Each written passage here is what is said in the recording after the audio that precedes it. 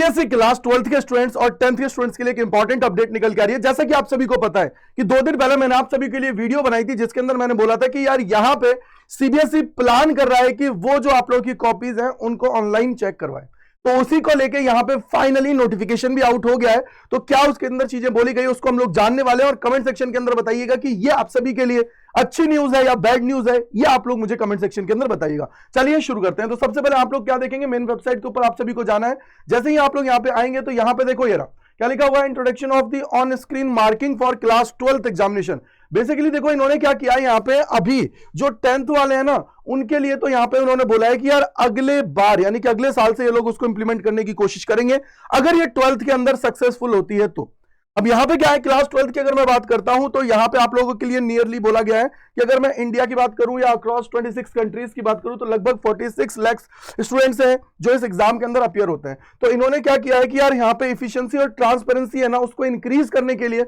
और बच्चों को जो होता था ना कि कई बार एक स्टेट से दूसरी स्टेट के अंदर कॉपी चेक होने के लिए जाती थी, या फिर मैं बोलूंगा कि भाई दिल्ली की कॉपी मान लो बंगाल चली गई तो उस केस के अंदर क्या होता था, ट्रांसपोर्टेशन में भी टाइम लगता था। साथ ही साथ सबसे बड़ा जो इशू आता था वही होता था कि यार वहां पे टीचर जो है उसको हार्ड कॉपी चेक कर दिया, मान लीजिए मैं बोलता हूं एज कंपेयर टू यहां के, तो इस केस में क्या होता था कि स्टूडेंट्स को यहां पे सफर करना होता था। तो इन्होंने क्या किया है कि यार ऑन स्क्रीन होगा, यानी कि सिंपल क्या हुआ कि आपकी जो कॉपीज है उनको स्कैन किया जाएगा और उनके सर्वर है उसके ऊपर वहां पे डाल दिया जाएगा। अब वहीं पे सारे टीचर्स है उनको लॉगिन आईडी के थ्रू वहां पे क्या होगा, वो लोग उसको चेक करेंगे और वहीं पे नंबर्स को वहां पे पुट करने वाले हैं। तो ये इन्होंने बोला है, देखो यहां पे बोला गया है कि board has decided to introduce on screen marking for the evolution of class 12th answer books beginning from with the 2026 examination. अब क्लास 10th के लिए इन्होंने बोला है कि ये फिजिकल मोड है उसी को यहाँ पे इंप्लीमेंट कर, क्लास 10th के लिए ये लोग वहां पे चीजें नहीं करने वाले हैं। ठीक है, दूसरी चीज आप लोग यहाँ पे देखोगे कि the following benefits of the OSM have been, ये रहा। अब यहाँ पे क्या चीज है, क्या बेनिफिट्स है इसके,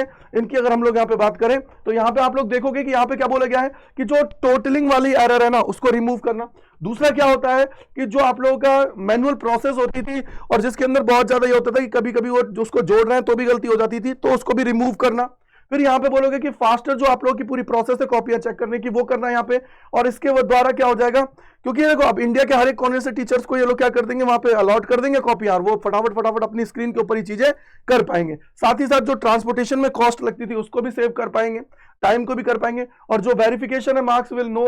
लॉन्गर भी रिक्वायर्ड, यानी कि रिजल्ट के बाद में आप लोगों का होता है ना कई बार रीटोटलिंग में इशू हो जाता है, और इसके अलावा कॉपीज जो है क्या चेक हुई है नहीं हुई है, तो उनके लिए भी इन्होंने बोला है कि यार यहाँ पे वो जो पूरी प्रोसेस है उसको भी हम लोग यहाँ पे क्या करेंगे, मिनिमाइज कर देंगे। उसके लिए आपको दोबारा से आपको वो होता है ना रिवैल्यूएट करने के लिए कॉपीज को जरूरत नहीं पड़ेगी। और जो यहाँ पे क्या होता है कि हर एक